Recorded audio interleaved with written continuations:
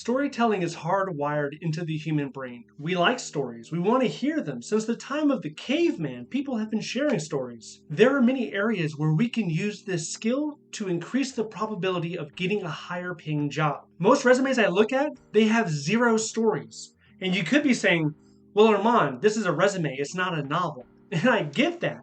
But there are still opportunities where you can tell stories to communicate your value to the human resource specialist. Look at the acronym CAR, Context, Action, Result, or STAR, Situation, Task, Action, Result. You can craft your achievement bullets into that format where you're actually telling them not only what you did or why you did it, but the result that it achieved. Do not just say that you completed tasks. So what that you completed tasks? You led people. What does people even mean? Is it 2 people? Is it 100 people? You're not being specific. Same thing with I installed operating systems on computers. Well, how many computers did you do that in, Eric? How many operating systems did you install, Susan? Was it 20? Was it 100? The numbers matter. When you communicate your experience, when you quantify it in the way of numbers, that's going to send the signal to the HR specialist. Hey, not only have I done this, I have done this multiple times at a high level, and that is the reason why I should be found qualified for this job. So this is what I'm talking about. You created and managed a database to track each employee's security clearance status to anticipate updates, and you reduced expired clearances by 25%. That's an achievement. That's only 2 sentences, but that is an achievement that someone can look at and see, okay, clearly the context is there's an expired clearance problem, and you took action by creating the database, which resulted in a 25% reduction in expired clearances. That is a miniature story. It hits you in the face with value. Nobody just wants to see responsibility bullets, and half the resumes I look at, it's just a litany of responsibility bullets. I supervised employees. You want to use the verb supervise and the noun employees? How many employees? 2, 200. Tell me the scale, because I can't assume. They can't assume what you did.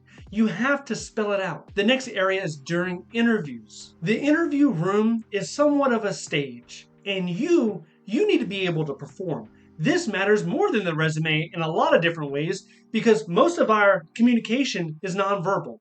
So the way that your facial gestures look, how your arms are, your shoulders, are you speaking with your hands? All that stuff is going to come into effect on how you're able to communicate your story, to communicate the value that you can present.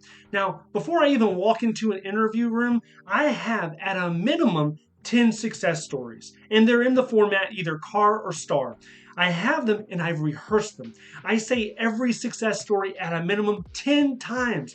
I repeat it. I repeat it to an actual person. I say it to myself to the point where I'm so comfortable. It doesn't matter who walks into the room. If you want to hear one of my success stories, have a seat, because I'm going to tell you about the time in Hawaii when I was able to coordinate over 1,000 employees utilizing 5 buses and get them from the airport to the military installation without losing one piece of equipment. I'm going to tell you all about that because I have it rehearsed. I don't have to look and read it from anywhere. But still, we will have people in interviews that will be hemming and hawing.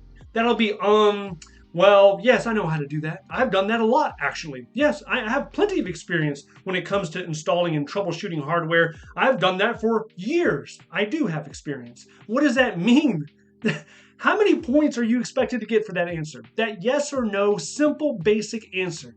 Are you going to get the full points or are you going to get 1, maybe 2 points? You have to think about it from the perspective of the person that's evaluating you. It's not just you. There's other people that are coming, other people that are sitting down in that chair that want the job. Do they want it more than you? Maybe they do because they rehearsed more. So you need to meet that energy, right? Match that energy, rehearse more. Have your stories memorized. Also, when telling your story, you don't want to make it seem like you're always this superhero that gets everything right.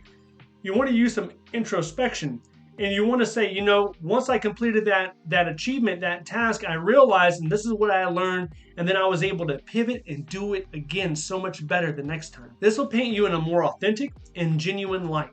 You don't always want to resort to the razzle dazzle and the flashy story to impress and to show off.